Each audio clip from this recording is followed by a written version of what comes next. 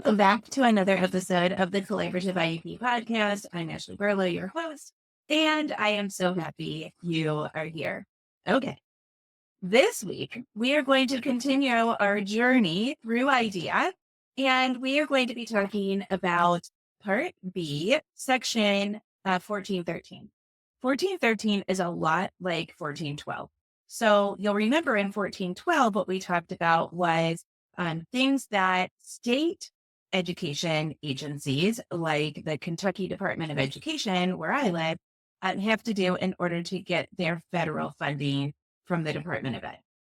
In 1413, what we're talking about is what local education agencies, and in other words, your school districts or school divisions or whatever, like the people, the organization that your superintendent runs, let's call them that. What they have to do in order to ensure that they get federal funds. So exciting stuff. This one is very similar to 1412. So hopefully we can go a little bit faster. I continue to ask for feedback because I feel like this is really nitty gritty and I don't want to overwhelm you. But the feedback continues to be good. So keep sending me feedback. It's not that I don't necessarily have like confidence to talk about this stuff, but I am nervous that I'm boring you to death. So please continue. The numbers are good. I think you're listening. I think you're appreciating it. But I think maybe I just need you to continue to tell me that you like this. I don't know. Okay. So before we get started, I want to make a couple of announcements. First of all, the conference, as I have said before, was like a wild success. All access passes are still selling. So it's worth mentioning again that if you missed the conference, you can still get that all access pass that gives you a 1 year login to the entire conference. You can watch on your own time, watch in Carline, watch while you're doing laundry, listen while you're taking a walk. I went to the COPA conference a couple of weeks ago by the time this is published. And I can't tell you how many compliments I got on the conference from professionals at COPA. So super duper good stuff. This is being published on March 18th, which means that we have something super exciting in addition to conference tickets that are still on sale. I feel like I should do like a drum roll or something. You probably wouldn't hear it if I did. Oh, that reminds me of the drum roll that Clark Griswold's mom does on Christmas Vacation when she just does that high pitching. Okay. If your kids have sensory aversions, I'm sorry about that. All right. So the ABC course is open. If you have ever thought about becoming a special education advocate, this course is for you. We have 6 modules in the course. Each module has 3 lessons, a lesson on A, advocacy, a lesson on B, business setup and business operation. And I'm liking these 2-hand things. I'm counting with both hands. And a lesson on C, concepts, like a more nuanced concept in special education, like MDRs, for example. So the ABC course is open for registration right now. I have not opened the ABC course in about a year. And new this year, I'm going to keep it open for about a month. It closes April 21st or April 22nd, mid-April. And the reason I'm keeping it open is because a lot of you have said, gosh, I really wish that I could take the ABC course, but the timing's not right, or I need time to save, or whatever. So I thought, well, why not open it in the spring when teachers are getting ready to have summer break, when parents are preparing for summer break, when we're all kind of in this like weird planning mode. So ABC is open. If you've ever thought about being an advocate, or if you get stuck in your own IEP team meetings and discussions with your IEP team, and you just want to take up your entire advocacy game, this is the course for you. If you want all of those things, but you think you still need the basics, I have bundled the ABC course with the lab, the special education advocacy lab, which is like my nuts and bolts IEPs 101. Um, and basically you get the lab half off if you bundle them together. So you can either buy just ABC or you can buy ABC with the lab and get a ginormous discount on the lab as well. So ready, set, go. Time to start your business as a special education advocate. If you have any questions, I am more than happy to chat with you. I now have several advocates that I counsel, basically, I coach. And I would be happy to set up coaching arrangements with any of you, or even just to like walk you through the beginning steps. If you want to send me an Instagram message or an email. Okay, let's dive in to section 1413. So remember, in 1413, what we are talking about is things that your local school district or school division have to do in order to maintain its federal funding. The title of section 1413 is Local Educational Agency Eligibility. So what they have to do in order to be eligible for that funding for special education. This becomes really important right now because, as we know, federal education funding is threatened at the moment. So, as we're going through these things, I think it's important to kind of tie them into what's happening in our federal government right now. Now, an assurance is that, just for a second, we won't spend a whole lot of time on this, but an assurance is that everything that has been funded so far is going to get funded. We know that Secretary McMahon has indicated that. However, actually tomorrow, March 14th, the budget is due. And so in the next 24 hours, as I'm recording this, and this will be old news by the time this episode goes out, we will get this Congress's first, we should get the final draft of this Congress's first budget, which will take us for the next fiscal year. We do not anticipate a lot of cuts. The current iteration of the bill at 9:15 on March 13th, 2025 has a status quo for Part B of IDEA.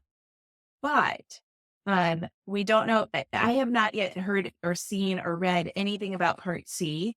And I don't know anything about Title I. So that'll be interesting to see. And of course, we do see that Congress intends to pay for some of its cuts, some of the tax cuts and credits and the cuts by cutting Medicaid, which the disability community by and large does not support. So, okay, enough about that. Praise be, this statute, when I print it off, is only 5 pages long. So that's good. So as I said, the first thing to do when we get into a statute is to kind of find our place in the statute. So this statute starts with a little a in parentheses. So as you know, what I do next is I go through and I just look for the little b and the little c in the parentheses, and I see where we're going. And this one only goes to little j. So that means that local education agencies have to do 10 things, A through J, in order to maintain their eligibility. Some of these things will be really fast. That was exciting. I just turned on the music on my phone. Some of these things we'll talk about very quickly. Some of these things will take a second more time. So little a, the title of little a is in general. So we're just going to kind of get a list here.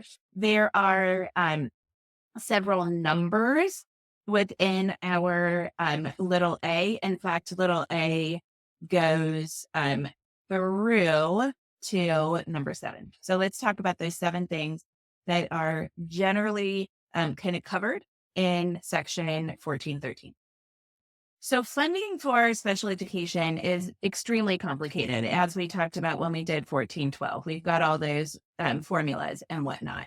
But generally speaking, what number 1 indicates is that in order to get their money, if local education agencies get money directly from the federal government, number 1, they have to maintain consistency with state law. That makes sense.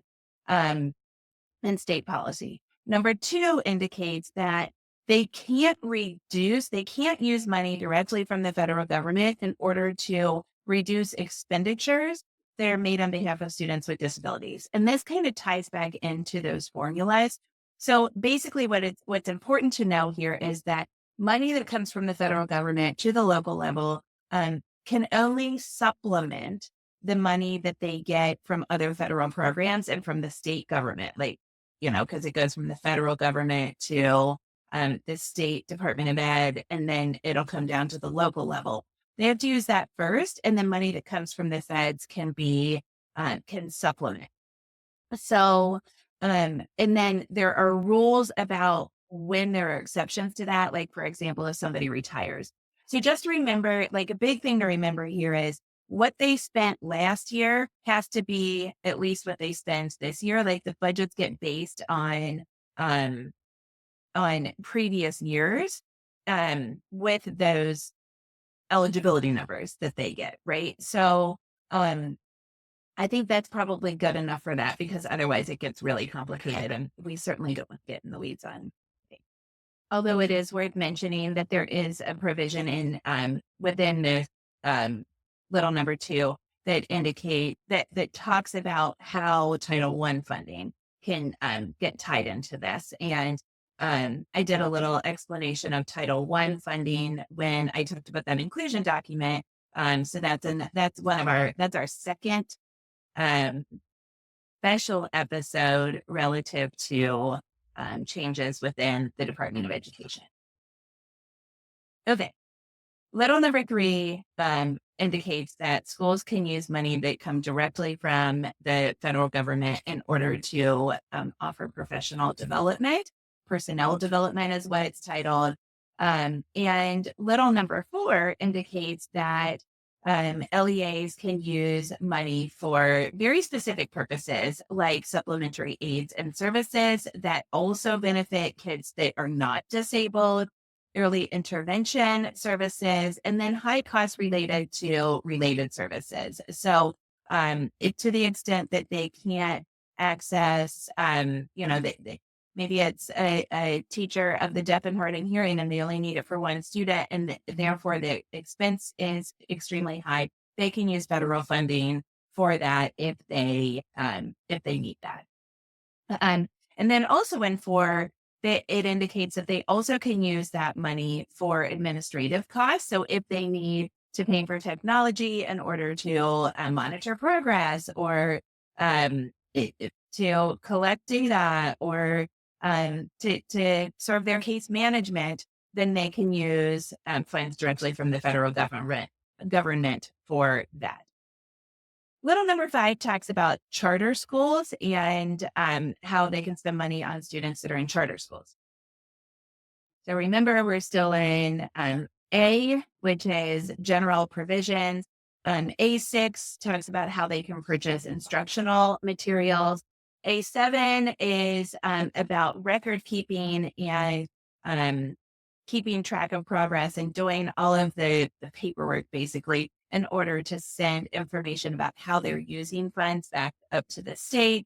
8 is, of course, indicating that all of this is public record. And 9 indicates that they've got to make available records relative to migratory children, because they will oftentimes go from state to state. And so records regarding their educational records and health records specifically have to be made available in order to make education accessible to them. Okay, so those are our general provisions, which were in little A. Little B, we aren't going to spend a whole lot of time on, but basically it gives us a list of exceptions relative to prior local plans. So when they made this law, they were like, hey, we've got to be able to grandfather in, so to speak, or make exceptions for plans that were in effect prior to the implementation of this law. Then in C and D, we get a little bit of information about what happens if it's determined that LEAs are not eligible for this money. So in little C, it simply indicates that if the state Department of Ed determines that a local district is not eligible for the federal funding, then they've got to give them notice. And in little D, we have compliance and those notice requirements. relative to what happens when states or when LEAs become ineligible for federal funding. And as you can imagine, they get a hearing just like they did in 14. Okay, so E talks about pooling of resources. So basically what E indicates is that if a district cannot meet the needs of a student or a particular student due to its size and scope to effectively meet the needs of children with disabilities, that's a quote, then they've got to pool their resources. So they can, the LEA, I'm sorry, the state, the like Kentucky Department of Ed or the Maryland Department of Ed, may require an LEA, a school district, to establish its eligibility jointly with another LEA. So it could be that we've got, Baltimore City schools and, oh, now I should have thought of another example. But that's the thing. I live in Northern Kentucky. We have Campbell and Boone counties. So maybe Campbell County schools and Kenton County schools have to pool their resources in order to meet the needs of children with disabilities. Highly unlikely in bigger county districts, but in smaller county districts or in independent districts, this happens a lot. And my suspicion is, I'll go ahead and mention these things now because I think that this comes into play here. There are educational cooperatives or agencies that serve several school districts that exist all over the country. So in Kentucky, we call them educational cooperatives, and they've got instructional coaches, they've got things like experts on assistive technology. That is where the Teacher for the Deaf and Hard of Hearing is funded in a lot of places in Kentucky. There are BCBAs that can go out and contract with folks. And then the behavior, kind of the local level behavior experts, so to speak, are teachers in a lot of cases. So those districts kind of, I think, pay into the cooperative, and then funding from the cooperative, I suspect, can come out of this provision. And I know it comes out of other provisions as well. So I think that's what we're talking about here. Again, if we come to anything where I'm like, I think, or I suspect, and you've got a specific question about it, I'm happy to research it. I've just never had to research that particular thing. And I don't want to give you information that is wrong. So if you need for me to research that, shoot me a message and I will be happy to. All right. We have arrived at F, and we only have F and G, so we're working our way through. So F talks about early intervention, and this is really interesting. So what the federal government has said is, we will give money to states and we will, or to local LEAs, local education agencies, and we will allow the LEAs to use up to 15% of that money for early intervention, early intervening services. So what this means is they can use up to 15% of this specific money that comes out of this specific pot in order to identify and to start to provide intervening services to students that have not yet been found to be eligible as a student with a disability. So students that aren't on IEPs, but students that are struggling. So I'm obviously only in K-12 because we're talking about Part B. So they can use these services, these early intervention services, in order to help students that are struggling. And actually in subsection 2, they give us a list. So first of all, the money can be used for professional development, but also it specifically mentions behavioral intervention, scientifically based literacy instruction, and where appropriate, instruction in the use of adaptive and instructional software. So they can use money for their MTSS and RTI, but only up to 15% of these specifically delegated funds that go straight from the federal government to the LEA.